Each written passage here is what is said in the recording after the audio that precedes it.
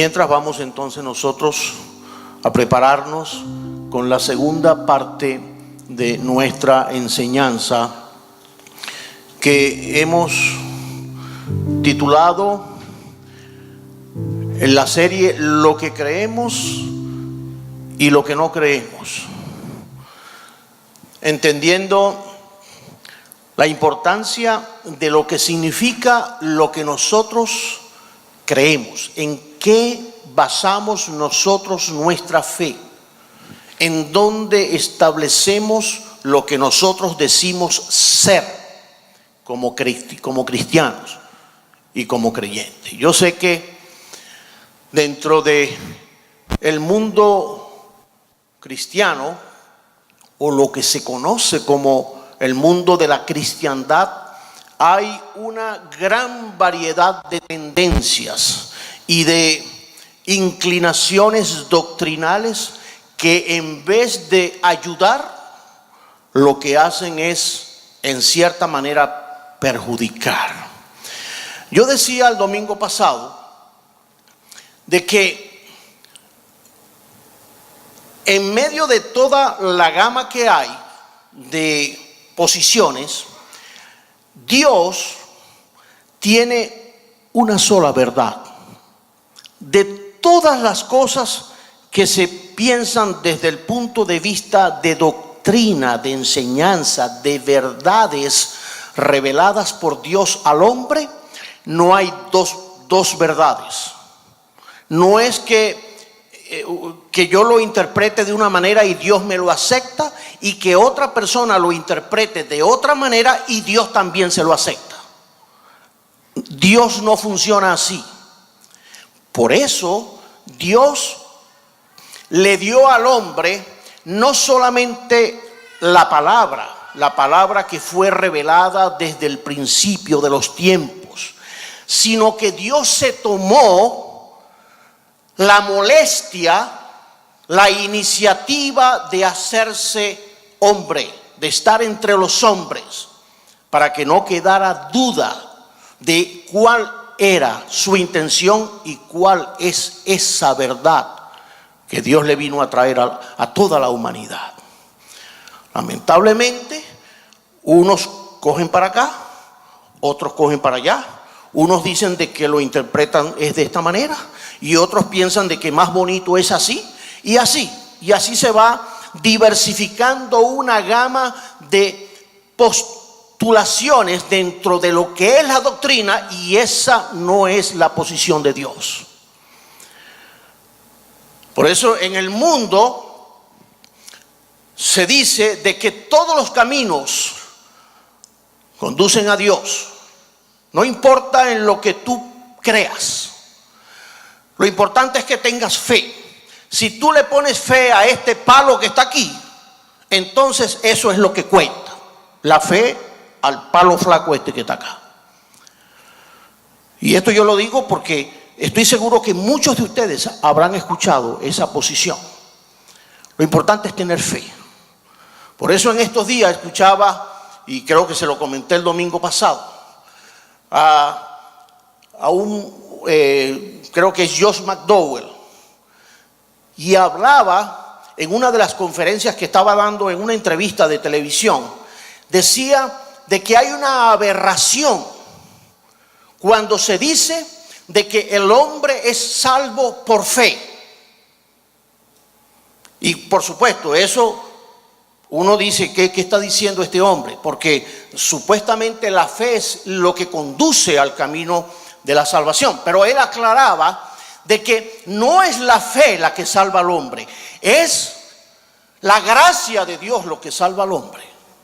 No es la fe, es la gracia de Dios la que asegura la salvación del hombre.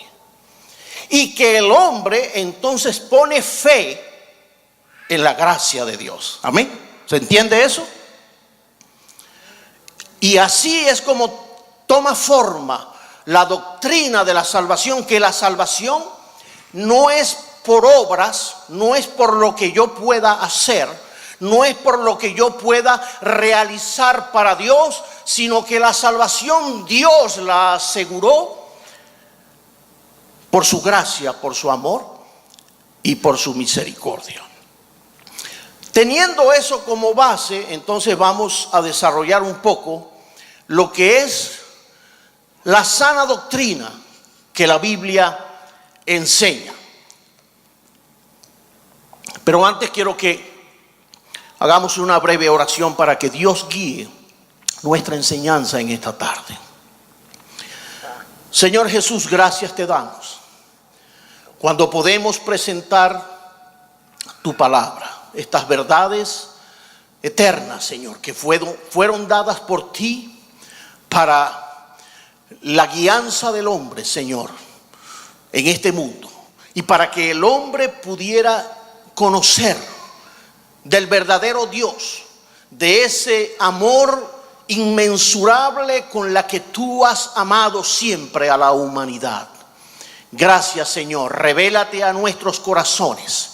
Trae, Señor, luz para que podamos entender lo que significa la sana doctrina y aprendamos a diferenciar de aquellas que parecen sanas o buenas, pero que sabemos que no lo son.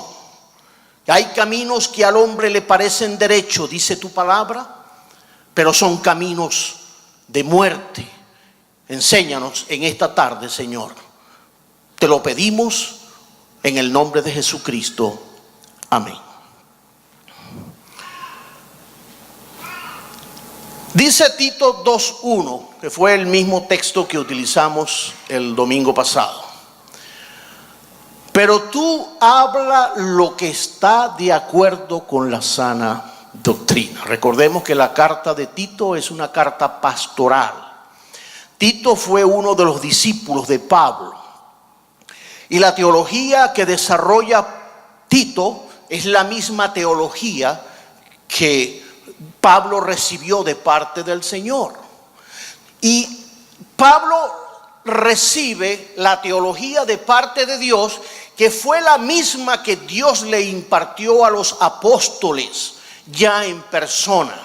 Cuando Jesucristo estuvo con sus discípulos, el Señor se dedicó en enseñarles a estos hombres las bases, les dio los condimentos más importantes para que ellos pudieran entender cuál era el propósito de Dios y cuál era la intención de Dios para con el hombre. Eso nos lleva a nosotros entonces a mirar o a entender de que necesitamos afinar nuestro oído espiritual. No podemos decirle amén a todo lo que escuchemos. Amén. No le diga amén. Estamos practicando. No le diga amén a todo lo que usted escuche, porque a veces tenemos la mala costumbre y escuchamos el amén, amén, y posiblemente estén diciendo hasta un disparate, pero como estamos acostumbrados a decir amén, lo decimos. Yo creo que lo importante en esto es que nosotros podamos entender la base de nuestra fe. Por eso, un breve repaso de lo que dijimos el domingo pasado.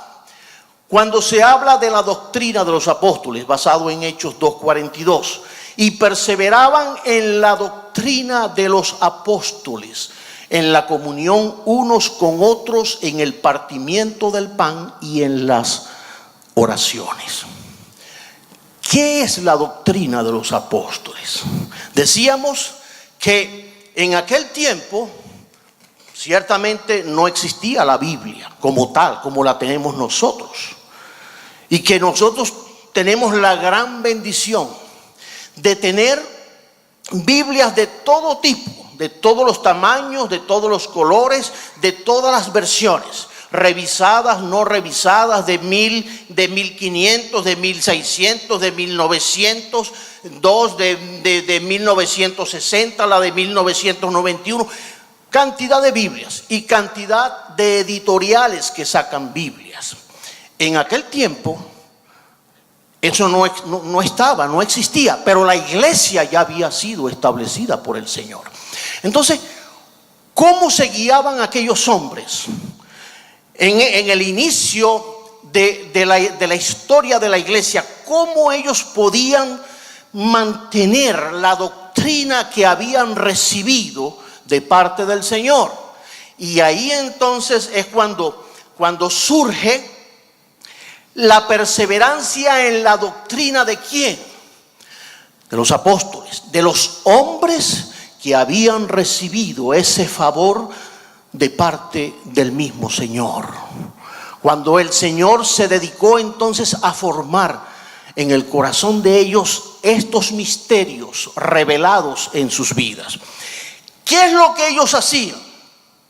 Ellos transmitían sus experiencias, sus vivencias, las cosas que ellos empezaban entonces a rememorar, a recordar todas las vivencias con Jesús. Eso fue el tesoro más grande de la iglesia primera, de la iglesia primitiva. Y por eso entonces, ya después del decenio de los 60, en el 63, 64, empezaron a recabar todas aquellas historias. Estoy hablando del 60 del primer siglo, no piense que estamos hablando del siglo XX. Empezaron entonces a escribir las experiencias que los apóstoles habían transmitido. Y eso es lo que se conoce entonces como la Didaqué o la Didaché.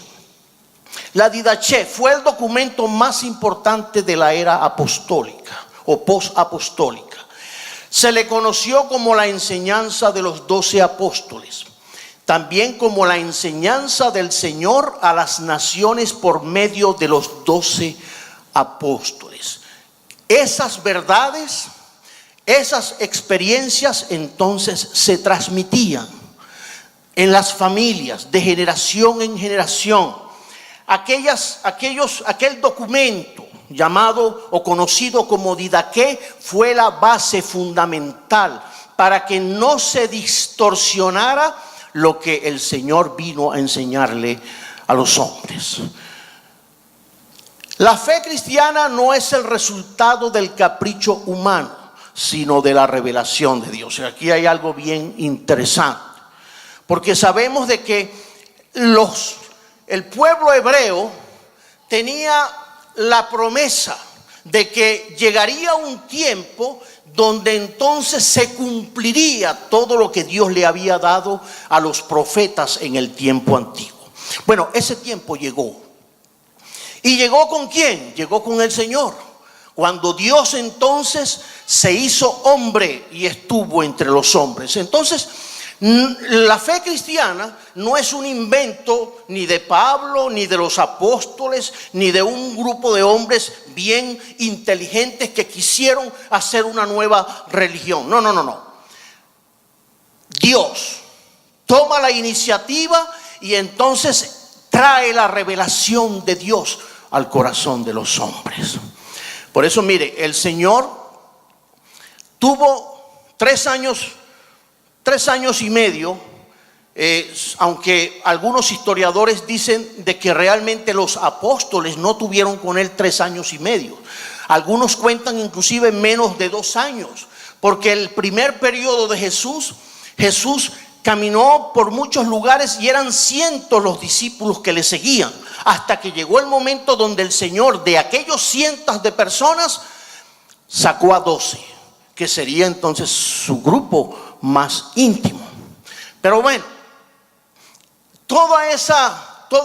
esos seguidores de Jesús estaban escuchando las enseñanzas que Jesús les aportaba.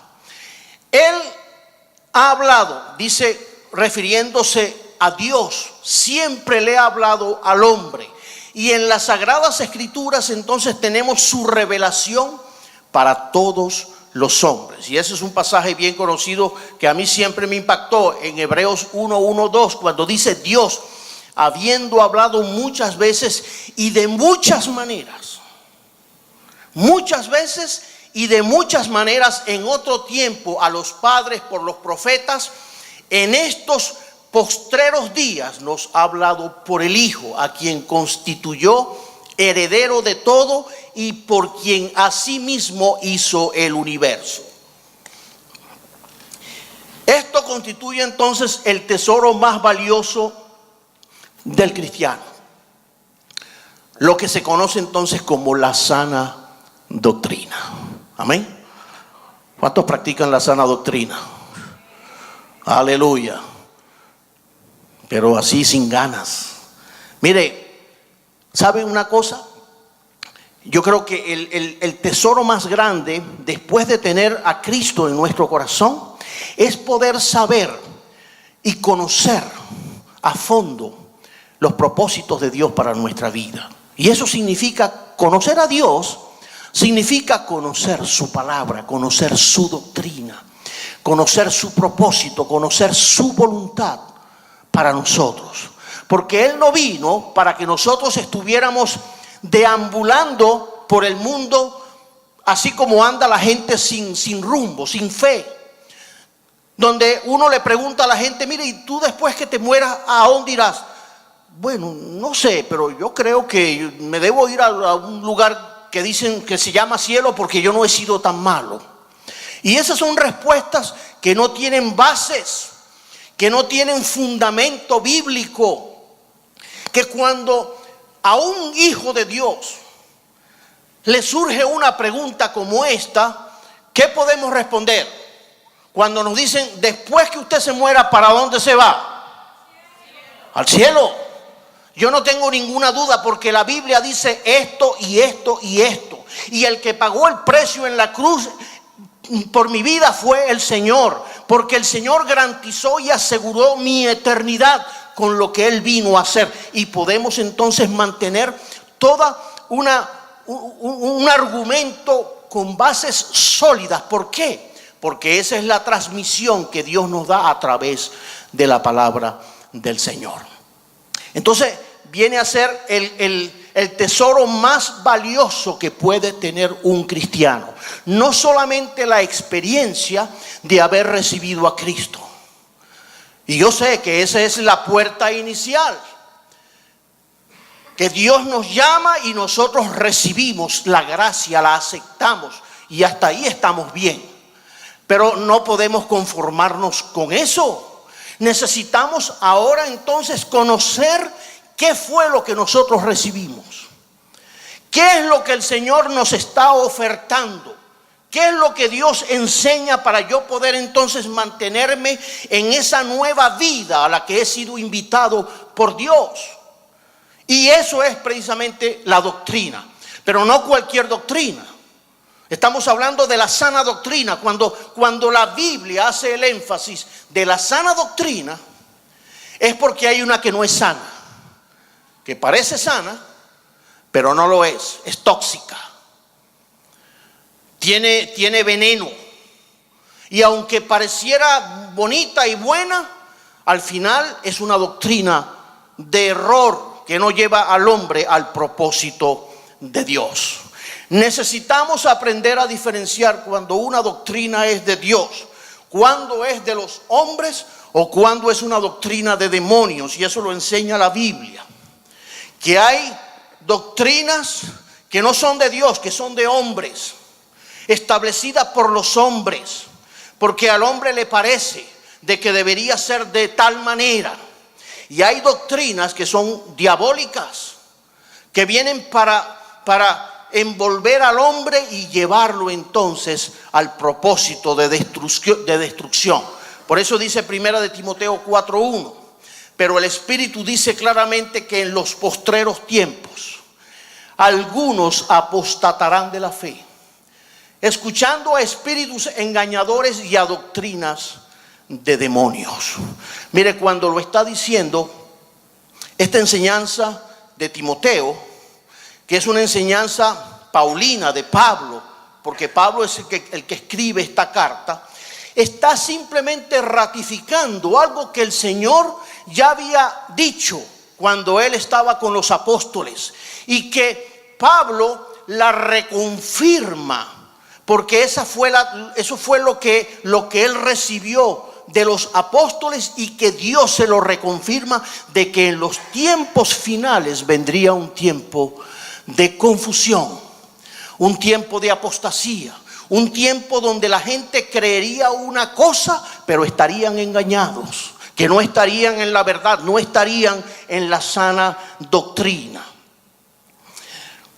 Estaba viendo, y no sé si ustedes han visto el caso de la Dios Madre Jerusalén allá en Seúl, que eso se ha popularizado mucho. A mí me asombra cuando veo entonces supuestamente esa que está en el centro, la han declarado Dios mujer entre los hombres y tiene millones de seguidores en el mundo. Y yo pensaba de que los seguidores de esta mujer eran allá en los países asiáticos. No, me sorprendió cuando hicieron recientemente una gran convención allá en Seúl y fueron cantidades de personas, no solamente de Europa, sino de América Latina. Hasta venezolanos habían allá. En esa convención, una convención donde reunió gente de todas partes y donde a esa mujer la han declarado Dios hecho mujer entre los hombres. Ahí está, pueden verlo en las redes.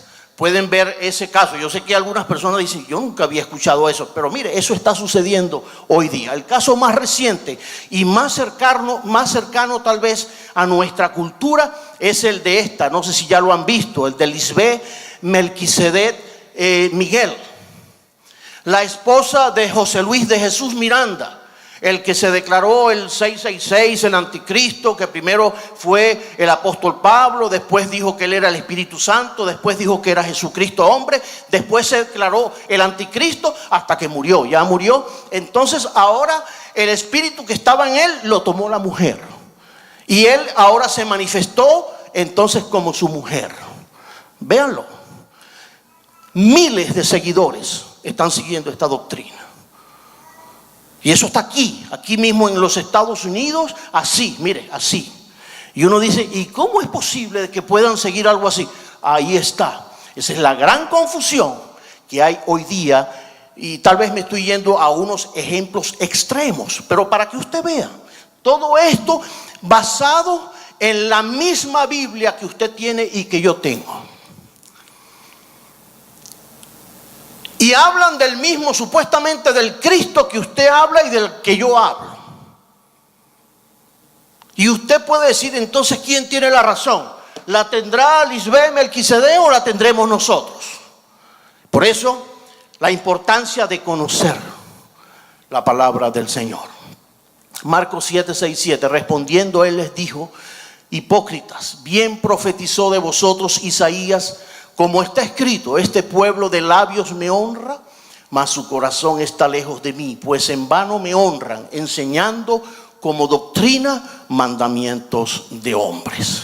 Estas doctrinas humanas pueden infiltrarse en la iglesia del Señor. Y ahí está el caso, y que lo quise traer, el caso de las iglesias del Apocalipsis.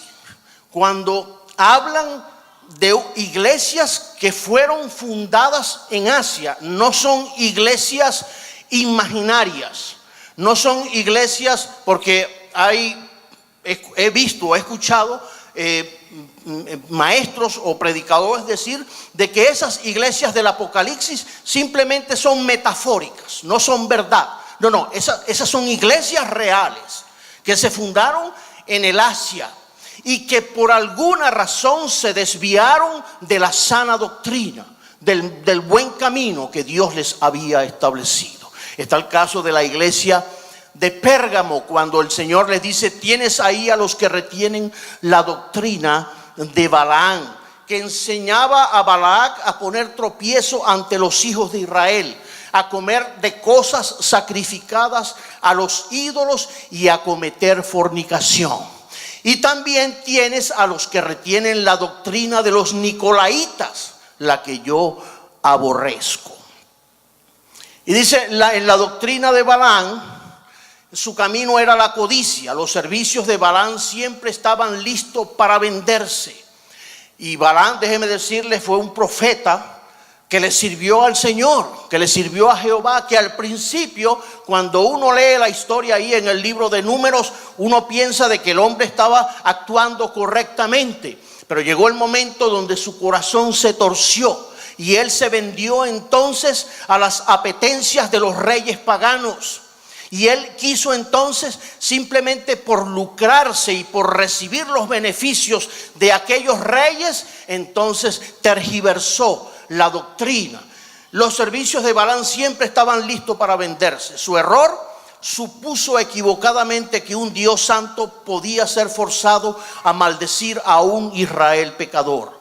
Su doctrina, él sacó la conclusión correcta de que si no puedes maldecirlos, cosa que no pudo hacerlo, al contrario, los bendijo por 3 veces, entonces le trajo la corrupción mediante la inmoralidad y la idolatría. Fíjense de la manera como el enemigo puede trabajar con relación a cambiar o a torcer una enseñanza sana. Y también tienes a los que retienen la doctrina de los nicolaítas, la que yo aborrezco. Estas prácticas paganas penetraron en la iglesia en Pérgamo como lo hicieron en la iglesia de Éfeso. La doctrina de los nicolaítas era un grupo en la iglesia primitiva que procuró llegar a un acuerdo con el paganismo, a fin de que los cristianos pudiesen tomar parte sin problemas en algunas de las actividades sociales y religiosas de esa sociedad tan compacta en que se encontraba.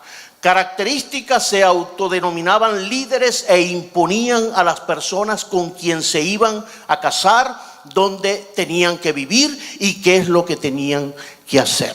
O sea, en otras palabras, toda una manipulación por la posición que ellos tenían de liderazgo. Rápidamente esto para tener una información de las cosas que relata la Biblia con relación a doctrinas que se distorsionan. La doctrina humana puede ser permisiva o restrictiva, liberal o legalista. Son términos que yo sé que los conocemos mucho mejor. La doctrina humana.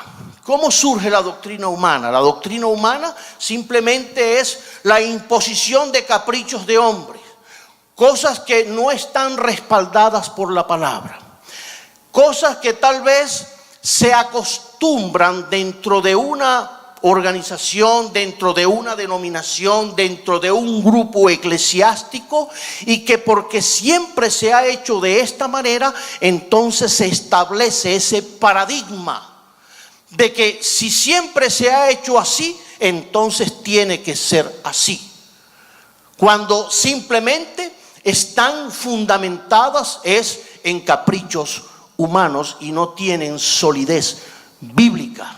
Por eso, de esta situación, esto no es un problema moderno. Esto es un problema que lo ha sufrido la iglesia a través de toda su historia, y que siempre, de una u otra manera, siempre tiende a encerrar al creyente, en limitarlo en la libertad gloriosa a la que hemos sido llamados nosotros como hijos de Dios, bien entendiéndose, por supuesto, la libertad gloriosa. Amén. Cuando hablamos de libertad gloriosa, no estamos hablando de libertinaje glorioso. No.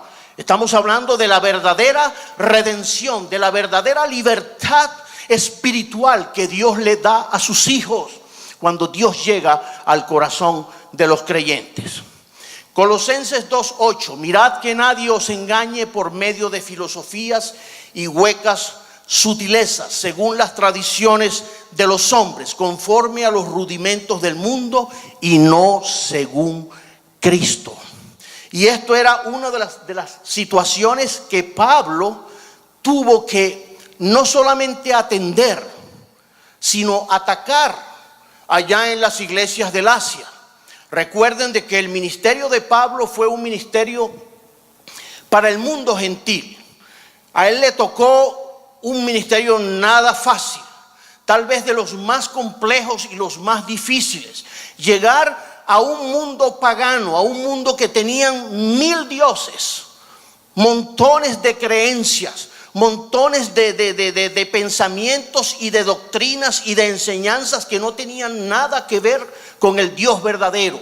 Y él tuvo que llevarle a ese mundo pagano las verdades de Dios que habían sido reveladas por medio de Jesucristo. Y por eso entonces, después que él establece muchas de las iglesias, en esas mismas iglesias, mire, se levantaba siempre el diablo, disfrazado entonces de legalismo, tratando de llevarlos a ellos otra vez a sus pensamientos de antes, a sus mismas posiciones que mantenían antes de haber conocido la gracia del Señor. Y Pablo tuvo que lidiar con esta situación con muchas iglesias, no solamente con Colosa, con la iglesia de Colosia, sino también con la iglesia de Corintio, con la iglesia de Éfeso y muchas de las iglesias que estaban bajo esos patrones de dirección mal guiadas y que los llevaba entonces fuera del contexto bíblico de Dios. Colosenses 2, 20, 22, rapidito voy a leer porque todo esto le da base a lo que estamos enseñando. Pues si habéis muerto con Cristo en cuanto a los rudimentos del mundo, ¿por qué? Como si vivieseis en el mundo, os sometéis a preceptos tales como no manejes, ni gustes, ni aun toques en conformidad a mandamientos y doctrinas de hombres, cosas que todas se destruyen con el uso. La doctrina falsa, sea liberal o sea legalista, y aquí hago la diferencia.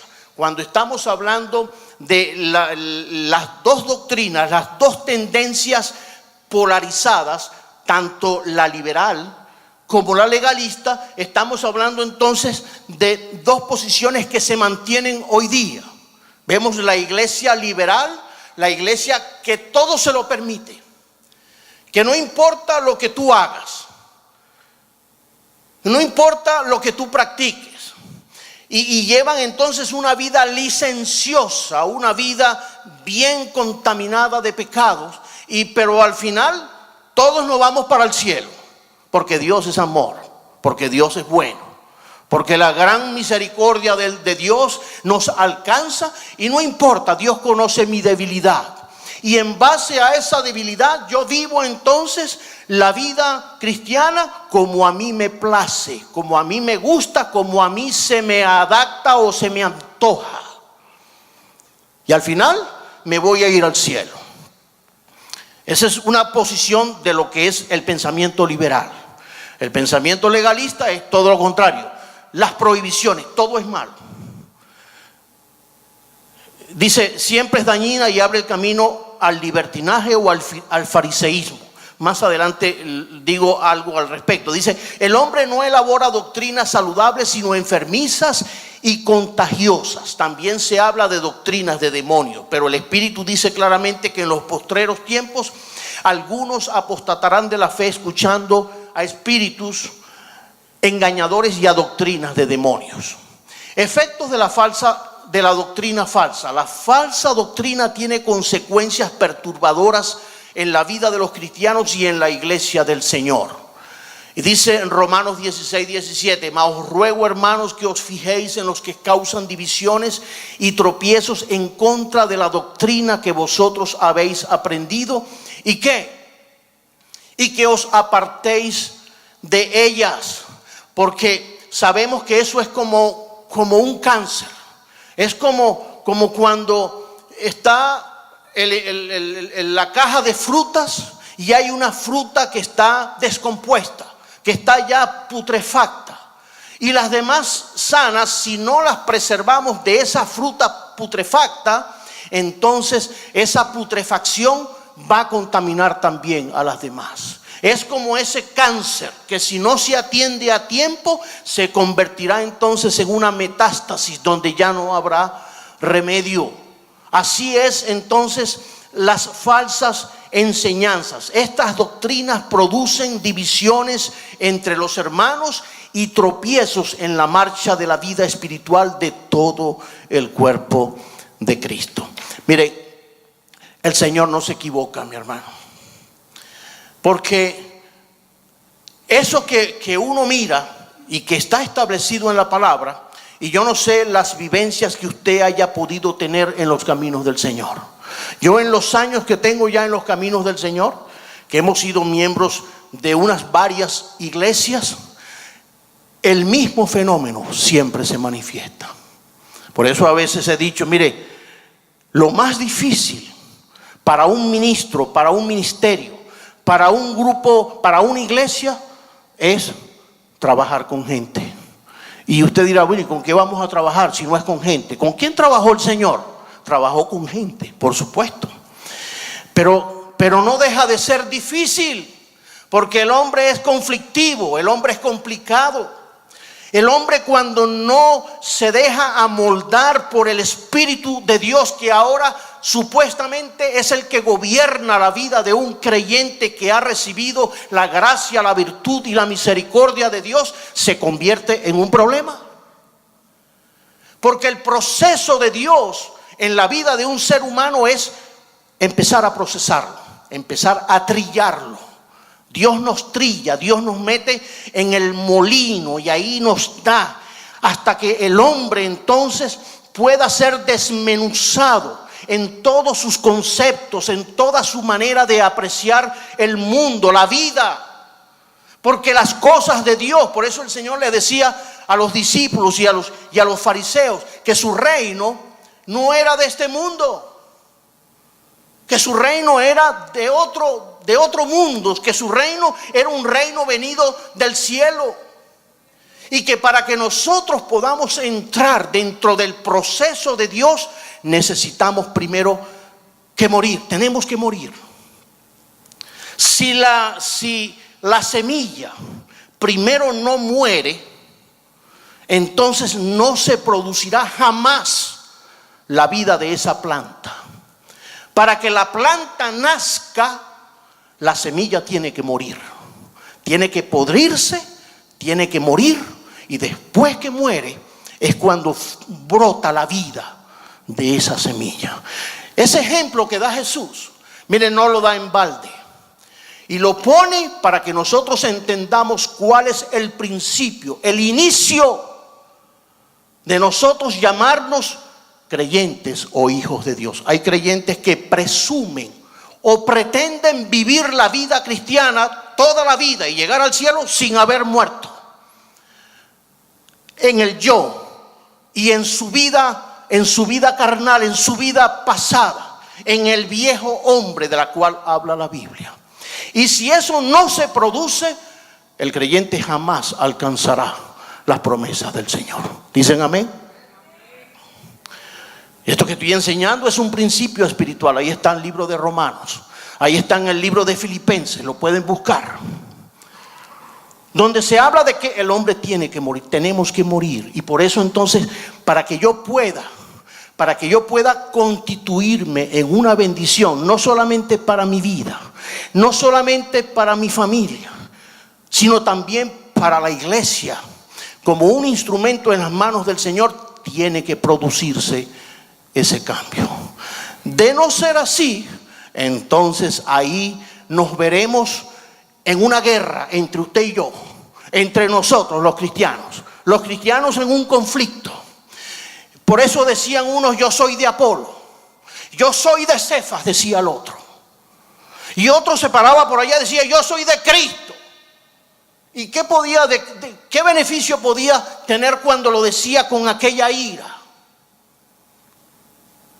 Y ese es el conflicto que se presenta entonces en los creyentes, que nos parcializamos cuando no hemos entendido el principio de Dios, de que necesitamos morir para que la vida de Dios fluya en nosotros, para que empecemos entonces a vivir bajo esa nueva vida, esa nueva modalidad de vida. Por eso, mire, la vida cristiana es un estilo de vida que tiene que ser parte de nosotros, que al principio sé que a veces nos puede costar. Hay cosas que tal vez nos cuestan más que otras. Hay personas que luchan tremendamente con situaciones en su personalidad o en su carácter. Personas que tienen un genio bien atravesado y que no los ayuda a poder vivir la verdadera vida cristiana. Y ellos lo saben, que ese es su problema, ese es su conflicto. Y qué bueno saberlo, qué bueno el conocerlo y el reconocerlo. Porque cuando lo reconocemos, podemos traerlo a los pies del Señor y decirle: Señor, aquí está mi problema. Necesito que me ayude, Señor. Porque este genio mío no me ayuda, Señor, con mi familia, no me ayuda con mi esposa, no me ayuda con mis hijos, no me ayuda para yo poder realizar lo que yo quisiera realizar. En mi corazón hay un gran deseo y un gran anhelo, pero tengo esa lucha. Por eso Pablo en Romanos capítulo 6 habla de la lucha interior que había dentro de él, de esa batalla que se desataba dentro de sus miembros, que él quería hacer lo bueno, pero terminaba haciendo era lo malo. Y yo sé que nos identificamos con eso.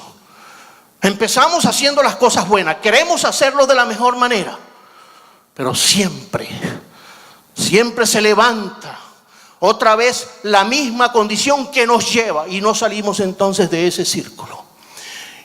No salimos del círculo y pasan los años y seguimos viniendo a la iglesia y no dejamos de congregarnos, pero estamos ahí metidos en un círculo que hasta que no se rompa, yo jamás seré de bendición, ni para mí mismo, ni para mi familia, ni para la iglesia, ni para Dios. Porque la semilla tiene que morir. Estas doctrinas producen divisiones entre los hermanos y tropiezos en la marcha de la vida espiritual de todo el cuerpo de Cristo. Cuando la doctrina falsa se introduce en la iglesia, se detiene el proceso de edificación y aumentan los conflictos. Por eso es que a Satanás le agrada promoverla, porque responde a sus finalidades, sus fines. Por eso la palabra ordena a los pastores actuar con autoridad, mandando expresamente que no la permitan y que instruyan al pueblo para que la desechen. Primera de Timoteo 1:3. Y una expresión de Martín Lutero: no oponerse al error es aprobarlo. No defender la verdad es negarla. Y ahí se encierra una gran verdad. Nosotros estamos llamados a presentar defensa de la fe que una vez nos fue dada por el Señor. Amén. Ahí está, en la carta de Judas. Nosotros necesitamos presentar defensa de lo que un día Dios nos entregó. Nos entregó no solamente la experiencia de haberle recibido, nos entregó una palabra que se interpreta. Una palabra que no solamente se interpreta, sino que se vive y que se modela, que se le enseña a los demás. Y ahí está la esencia de lo que nosotros necesitamos entonces conocer bien para poder ser defensores de la gracia, del amor y de la misericordia del Señor. El ministro de Dios tiene que sentir la responsabilidad de predicar lo que Dios manda. Los nicolaitas, ¿qué hacían? Manipulaban las enseñanzas. Y ellos entonces predicaban lo que a ellos les convenía, lo que no atacaba sus propios intereses. Y por eso, mire, cuando uno vende la enseñanza, que eso es lo que está pasando hoy día con la apostasía, pastores que han vendido la sana doctrina por enriquecerse. ¿A quién no le gusta ser rico? Y después que un hombre de eso, mire, ha probado la riqueza. Después de un hombre de eso que ya que va a estar viajando en esas aerolíneas. No, ya ellos lo que quieren es su jet privado. ¿Y qué va a estar durmiendo en casa de un hermanito cuando va a dar una campaña? No, ya lo que quiere son las 5 estrellas y la mejor habitación. Y cuando estas cosas ocurren, ahí entonces se está perforando lo que son las bases de una sana enseñanza. Por eso vemos, y eso es lo que está pasando hoy día con la apostasía que está por todos lados. Mire, no provoca ni prender el televisor en esos canales cristianos, créamelo que es así. Pura basura. Y hay sus excepciones, no los quiero meter a todos en el mismo saco. Pero la mayoría de lo que uno ve, basura doctrinal, pura desviación doctrinal, donde ya no hay un precio que pagar por la fe que se predica, sino que ya todo está ya reglamentado, todo tiene una tarifa ahora, todo tiene un gran business por el medio. Por ahí estaba viendo un reportaje de uno de los grandes predicadores de la televisión, que cada conferencia no bajan de unos $20,000 sus conferencias cuando es invitado, porque por supuesto llena estadio. Pero él ya tiene una tarifa, $20,000 para ir y darte la conferencia. Igualito que Jesús, ¿no? Basura, pura basura. Y esa es la distorsión que estamos viendo hoy día de las cosas que están pasando. Si esto enseñas a los hermanos, serás buen ministro de Jesucristo, nutrido con las palabras de la fe y de la buena doctrina que has seguido. Los falsos maestros están entre nosotros y las falsas doctrinas golpean constantemente a nuestra puerta.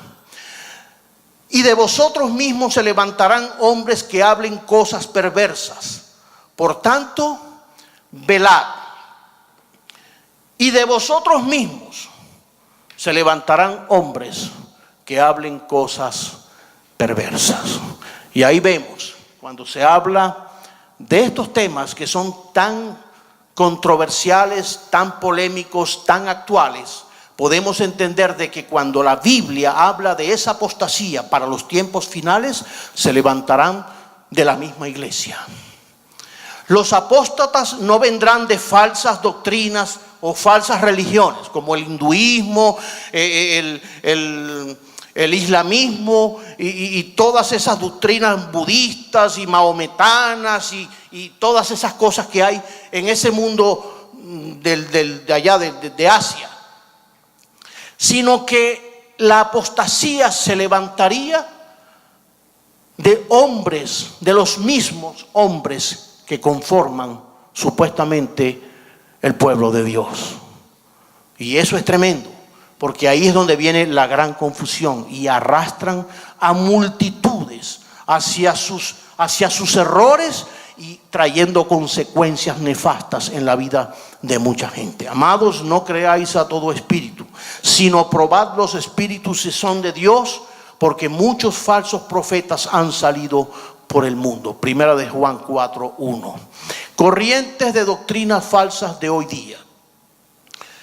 Por algunas, no las puse todas porque la intención no es hacer un estudio de las corrientes que hay. Al contrario, quiero es destacar lo que nosotros creemos.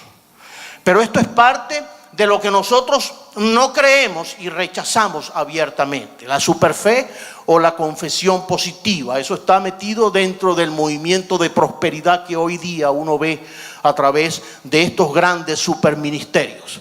La nueva reforma apostólica. La nueva reforma apostólica es algo que surgió allá a finales de los años 40, 1947. Surge este movimiento y que agarra fuerza es ya en los años 80, cuando empieza entonces a tomar forma aquí en los Estados Unidos. Con un hombre, recuerdo que yo de nuevo creyente leía los libros de ese pastor, el doctor Peter Wagner, que fue un misionero durante muchísimos años en Bolivia. Y Peter Wagner se constituye entonces como la cabeza visible del movimiento de la nueva reforma apostólica, que no solamente arrastra a ministros anglos, sino que se ha llevado una cantidad de hombres de distintas culturas. Entre eso, de la cultura hispana, hay montones de hombres que están dentro de esta nueva reforma apostólica. Hombres que en un principio fueron pastores con sana doctrina, creyentes fundamentados en la palabra, pero se dejaron arrastrar por estos movimientos que hoy día gobiernan gran parte de la población cristiana hispanoparlante. El dominionismo es otra de las doctrinas que hoy día está, mire, que todo está mezclado dentro de esa superfe, prosperidad y nueva reforma apostólica. El dominionismo es, resumiéndolo, es parte de lo que ellos han determinado de que la iglesia ya está reinando aquí en la tierra. Por eso entonces ellos están negando ahora la segunda venida de Cristo, porque como ya están ricos y ya viven en grandes mansiones y se están dando la gran vida que nunca antes se habían dado, entonces ahora su teología es que el dominio de la iglesia aquí en este tiempo, es el tiempo de la iglesia ya. O sea que hablar de rapto de la iglesia ya a ellos no les cuadra, porque sería dejar todo lo que ya tienen para caer en algo que ellos todavía no han visto. Y eso es parte de lo que se conoce entonces como el dominionismo. No sé si creo que traje algo más al respecto para ampliar la idea dentro de lo que es el dominionismo. Dice, es el dominio de la tierra, la promoción de un evangelio social y de la justicia social en vez de la evangelización en el hombre, tratando de llevarle la salvación que necesita el hombre. Son los promotores del ecumenismo. El ecumenismo es la unificación de todas las religiones del mundo, lo que está ocurriendo. No sé si vieron una noticia reciente, creo que la resalto ahí en el boletín, de 100 pastores, en su mayoría pentecostales, reunidos con el Papa Francisco allá en el Vaticano. Ante los ojos humanistas, un gran paso de acercamiento entre la humanidad, entre los hombres. No importa lo que tú creas, no importa lo que yo crea, vamos a unirnos y eso es la base de lo que la Biblia señala como el ecumenismo. O sea, es la prostitución de la palabra de Dios ante hechos que son irrelevantes y que están ahí como evidencia de las cosas que sucederán en este tiempo final. El ecumenismo, el compromiso radical de elegir a cristianos para los puestos públicos. Estaba escuchando a un pastor allá en Venezuela, en Valencia, donde él estaba precisamente hablando de esto y estaba dando palabras de profecía para una cantidad de gente ahí en su iglesia que iban a tomar ahora las posiciones gubernamentales más importantes del país. Y por supuesto, al que no tiene ni siquiera un empleo y le dicen eso, empieza a brincar y empieza a saltar, porque eso como que le suena bonito, le suena bueno. Y eso es parte de ese espíritu del dominionismo que trata de imponerse hoy día. Le dan una palabra a la gente donde entonces muchos estarán en esas posiciones. Dios está trayendo también nuevas revelaciones al hombre, es lo que dice también esa doctrina del dominio. Es lo que mantiene la nueva reforma apostólica. Los que están dentro de ese pensamiento dicen de que ellos están recibiendo doctrinas que Dios reservó para este tiempo final y que nadie más en la historia de la iglesia las ha recibido sino solamente ellos. Falsas doctrinas, mi hermano. Tenemos que abrir los ojos. Puras falsedades. Lo que Dios le trajo al hombre se lo trajo cuando Cristo vino y habitó entre los hombres. Aquí no hay más nada que descubrir. En el evangelio no hay más nada que descubrir. Todo fue dado por Dios. Y por eso entonces dice la palabra: ay de aquel que le añada o le quite, así sea una coma, a esa palabra que fue dada por Dios al hombre, porque le vendrá juicio por causa de todas estas cosas. Creciendo en gracia, que es la negación de los evangelios, solo las cartas de Pablo. Ahí está el caso. Creciendo en gracia es el movimiento de José Luis de Jesús Miranda, Lisbeth Melquisedec Miguel, que es ahora su sucesora. La nueva tolerancia o nueva era. No se predica en contra del pecado. Ya estuvimos hablando hace unos meses atrás acerca de esa nueva tolerancia. Los métodos metafísicos y prácticas esotéricas orientales como yoga, cuestiones espiritistas dentro de servicios evangélicos. El legalismo en todas sus formas, la supersantidad o espiritualidad. Los que se creen más santos que los demás, eso es parte del legalismo. Donde todo es malo, todo lo condenan, todo lo señalan. Y por experiencia lo hemos visto, muchachos criados bajo esa disciplina o esa visión distorsionada del evangelio, que cuando ya llegan al estado juvenil, mire, no quieren saber más nada del evangelio, porque los reprimieron tanto con ese legalismo mal fundamentado, que los muchachos ya cuando llegan adultos ya no quieren saber nada de ese Dios que sus padres, sus familias o sus iglesias le transmitieron. Todo es malo. Los únicos que se van a salvar son ellos. Son muchos, es la posición de muchos legalistas. Organizaciones o iglesias que piensan que ellos son los únicos, los exclusivos, los que se van para el cielo. Más nadie se va a salvar sino ellos. Y por supuesto, cuando nos toque nosotros llegar a la presencia del Señor, estoy seguro que allá nos vamos a llevar muchas sorpresas. Porque en la diversidad y en la gama que Dios tiene dentro de su amor, su gracia y su misericordia, ese pensamiento legalista va a sorprender a muchos que piensan que su manera de concebir el evangelio solamente es como ellos lo piensan y más nada. Es el evangelio del quítate, del ponte, de los pelos, los cabellos, o la ropa, o las joyas, o lo que comes, o lo que no deberías de comer, o las celebraciones, que si la Navidad o los cumpleaños. Está la otra posición de el salvo siempre salvo, que es la posición del calvinismo extremo. Porque entendiendo lo que significa la gracia de Dios, por supuesto, ¿cómo vamos a negar nosotros que la salvación es por la gracia de Dios?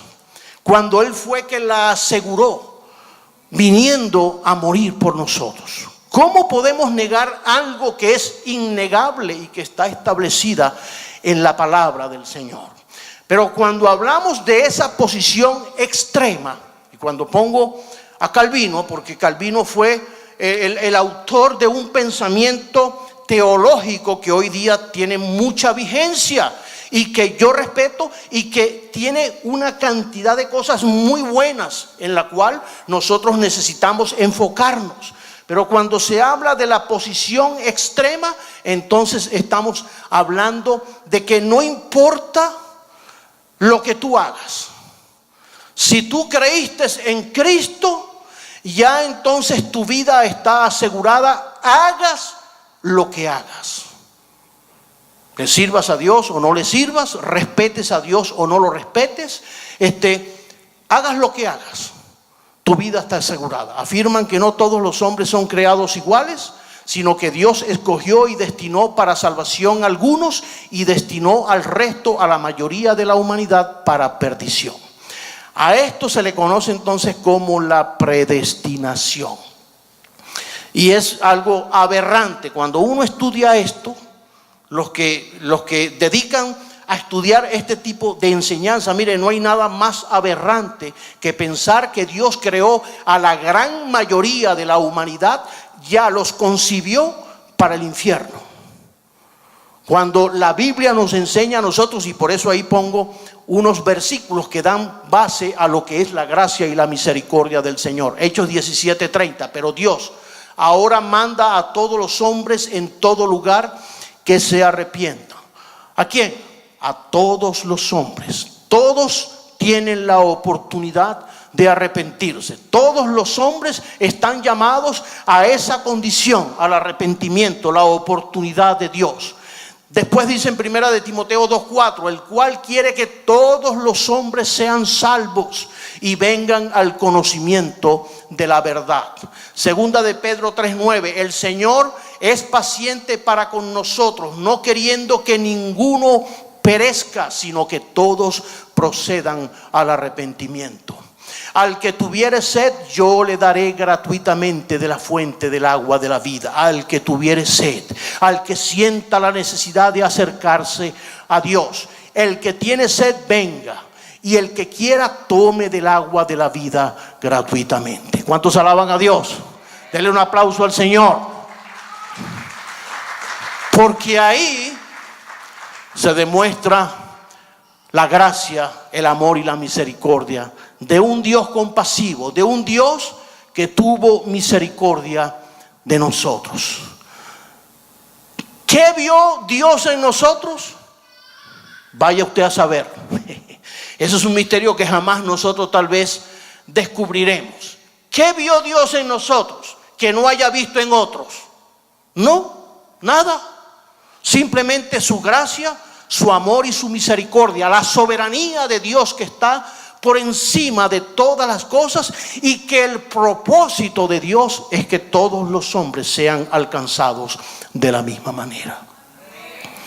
Ese es el propósito de Dios. Por eso entonces esa teología extrema de que unos fueron destinados para salvación y que hagan lo que hagan, así quieran y se arrodillen y le pidan perdón a Dios, jamás alcanzarán su misericordia. Eso no entra dentro de lo que la Biblia enseña acerca de la gracia, del amor y de la misericordia del Señor. Nadie os engañe con palabras vanas, porque por estas cosas viene la ira de Dios sobre los hijos de desobediencia. No seáis pues partícipes con ellos. La seducción del error. Ya vamos a ir terminando. Muchas de las doctrinas condenadas en el pasado resurgen hoy y vuelven a confundir a los incautos. Por eso quise, poner mucha Biblia para darle base a esta enseñanza de las doctrinas fundamentales de nuestra fe.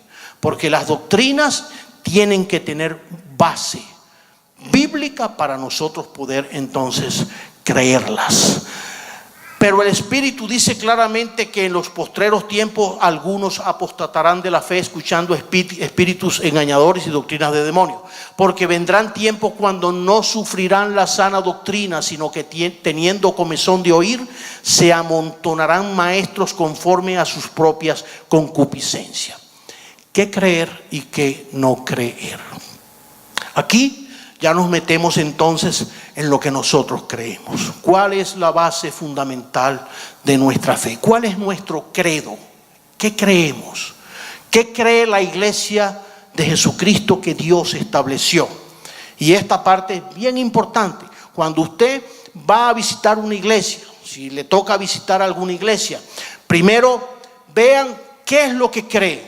Ahora, por supuesto, yo sé que hay iglesias que lo que creen está perfecto, está dentro de la sana doctrina, pero que lo que practican está distorsionado. Ya eso es otra cosa. Pero el saber lo que creen es bien importante, porque eso nos determina a nosotros entonces en dónde nos estamos metiendo, con quién estamos hablando, qué estamos escuchando. Doctrinas fundamentales del cristianismo, nuestra declaración de fe. Primero, creemos en la inspiración verbal de la Biblia. Amén. Creemos en la inspiración verbal de la Biblia, que toda la Biblia, y aquí hay un punto interesante, no es que la Biblia contiene la palabra de Dios. Escúchese esto. Hay por ahí la tendencia de que dicen la Biblia contiene la palabra de Dios. Es muy diferente cuando decimos la Biblia es la palabra de Dios. Porque yo sé cuando hay los teólogos, cuando se meten en el Antiguo Testamento y ven las historias de esas grandes batallas, el libro de Crónicas, de Reyes, y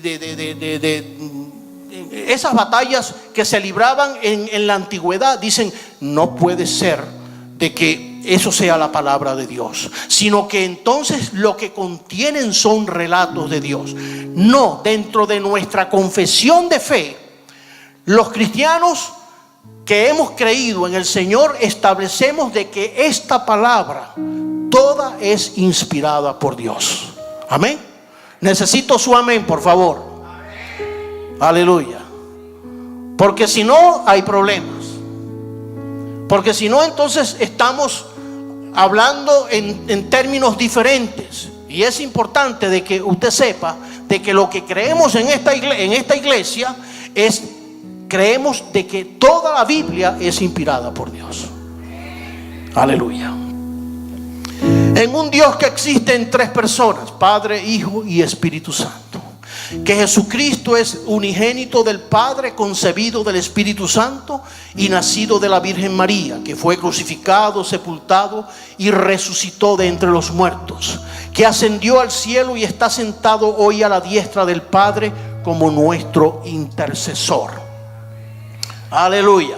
Ahí no tenemos problema. Que todos han pecado y que todos están destituidos de la gloria de Dios. Esta es una doctrina bien importante para nosotros defender y para nosotros establecerla. No hay justo ni aun uno. No hay nadie en este mundo, ni ha habido, ni habrá nadie que se justifique delante del Señor por sus buenas obras. Podemos decir, mira qué buena persona es don fulano. Mire, es una excelente persona. Oye, qué hombre. Mire, eso es, bueno, pues usted no lo conoce. Y podemos escuchar calificativos de personas muy buenas. Y todo eso puede ser verdad. Pero aún con todo lo bueno que pueda hacer una persona, con todos esos calificativos, nadie se podrá justificar delante del Señor. Aleluya. Por eso entonces, ¿por qué? Porque hay una semilla de pecado dentro de nosotros, que tarde o temprano siempre se manifestará. Y por lo cual entonces todos hemos sido destituidos de la gloria de Dios. Y que el arrepentimiento es ordenado por Dios para todos los hombres. Todos estamos llamados a arrepentirnos. No importa que usted no haya sido un criminal. Por ahí una vez alguien me dijo, no, el evangelio, mire, el evangelio es solamente para ladrones, para drogadictos y para borrachos, y para hombres que han llevado una vida torcida. Porque pareciera que el concepto que tiene la gente, o los testimonios más impactantes, son las personas que Dios ha sacado de ese submundo. Pero déjeme decirle de que la persona más pía, la persona más recta que haya vivido en este mundo, necesita arrepentirse por la esencia del pecado que mora dentro de nosotros. Aleluya. Dice, el arrepentimiento es ordenado por Dios para todos los hombres y necesario para el perdón de los pecados. Que ese reconocimiento y arrepentimiento lleva al hombre a la experiencia de la salvación. ¿Qué vino a hacer Jesús? Vino a traernos las buenas noticias. Vino a decirnos estas verdades. Vino a restregárnoslas en la cara. Para que nuestros ojos fueran abiertos y para que nosotros entendiéramos la condición que nos ha acompañado durante toda esta vida. Pero que en Él está la oportunidad. Que Él lo que hizo, lo hizo por amor a nosotros. Para que el hombre entonces pudiera otra vez reconciliarse con su Creador. Pero para eso era necesario que el hombre entonces, primero, reconociera su condición. Segundo, que se arrepintiera de esa condición. Tercero, que recibiera la gracia y la virtud de Dios en su vida como el único medio, el único camino para el hombre poder alcanzar la vida eterna. Por eso el Señor dijo, yo soy el camino, yo soy la verdad y yo soy la vida. Y nadie llega a Dios si no es por medio de mí. Y yo sé que un texto como este ha traído polémicas en el mundo oriental por la cantidad, millones de seguidores que hay en otras religiones, donde nos llaman a nosotros o a los creyentes o al cristianismo como una religión bien cerrada, donde no hay otra manera de salida, no hay otra manera de resolver el problema. Pero esto no lo escribió el hombre, esto no lo trazó el hombre, esto lo trazó fue Dios. El mismo que creó a los hindúes, el mismo que creó a los africanos, el mismo que creó a los chinos. Y por eso vemos que el evangelio entonces está impactando a mucha gente en esas latitudes, porque el mensaje de Dios, mire, la palabra de Dios nunca regresa a Dios vacía. Esa palabra de Dios, que es una palabra viva y eficaz, produce en el corazón que la escucha y que la recibe, produce el efecto de transformación de la cual habla la palabra del Señor. Ese efecto que transformó su vida, ese efecto que transformó mi vida para siempre, y que nos hace ahora a nosotros vivir conforme al propósito del Señor. Vamos a dejarlo hasta ahí, hasta el punto número 4. Recuerden que estamos en una serie, vamos a continuar la próxima semana, pero sin perder la perspectiva de que Dios nos llama a que nosotros conozcamos la base de nuestra fe. ¿Por qué nos llamamos cristianos? ¿Qué es lo que nos identifica a nosotros? ¿Qué es lo que nos hace tal vez ser diferentes a aquellos que están fuera de la doctrina que Dios una vez estableció para los hombres? Que no es una doctrina ni de hombre, ni una doctrina de demonios. Es una doctrina traída por el Señor en la revelación de Dios al corazón que lo necesita. Amén. Vamos a estar de pie en esta tarde y vamos a pedirle al Señor, antes de salir de acá, vamos a pedirle al Señor que Él nos ayude en este tiempo tan difícil que nos ha tocado vivir. Vamos a estar en comunión, por favor. Vamos a orar. Y mientras ahí oramos, yo quiero invitar a aquellos que todavía no han tenido un encuentro con el Señor. Hoy es el día de salvación, dice la palabra de Dios. Hoy es el día de tener ese encuentro con Cristo, de acercarnos al autor de nuestra vida, al que nos dio la vida, al que nos dio lo que hoy día somos, al que todo lo sabe, al que todo lo ve, al que todo lo puede y todo lo conoce. Él nos llama y nos llama a tener ese encuentro con su verdad, la única verdad, la verdad revelada de Él. ¿Para qué?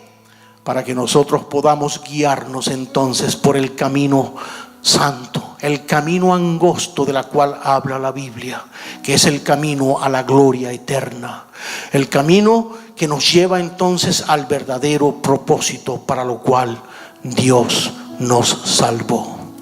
Vamos a orar, vamos a orar. Señor Jesús, gracias te damos en esta hora, cuando podemos abordar, Señor, un tema como este, las doctrinas fundamentales que no fueron traídas, Señor, por voluntad humana, sino que fueron traídas por ti cuando te revelaste al hombre, Señor, cuando te hiciste hombre entre los hombres y pudimos ver tu gloria y pudimos entender, Señor, de qué se trataba.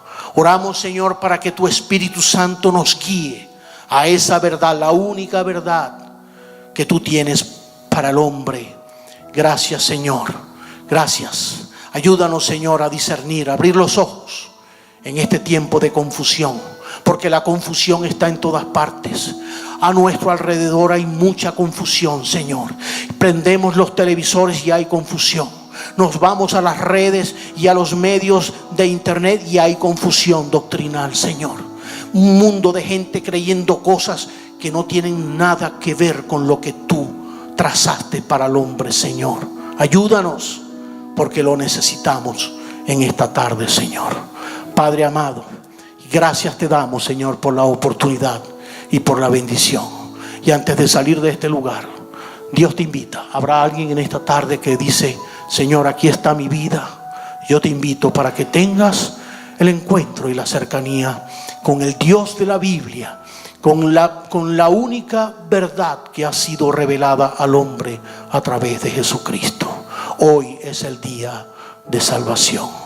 Aleluya. Gracias, Señor. Gracias, mi Señor.